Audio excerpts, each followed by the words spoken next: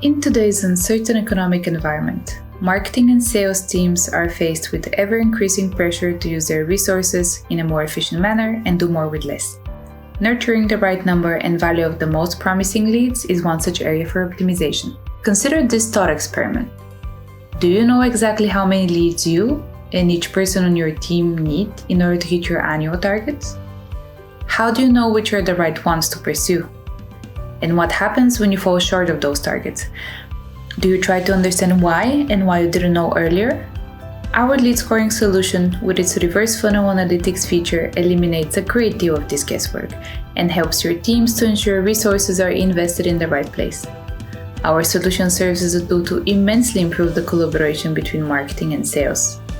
By using your data, it enables you to take precise decisions on which leads to nurture based on their actions, demand signals, observed behavior, and value they will bring to your business. It is designed to provide a complete and transparent view of the performance of the sales funnel.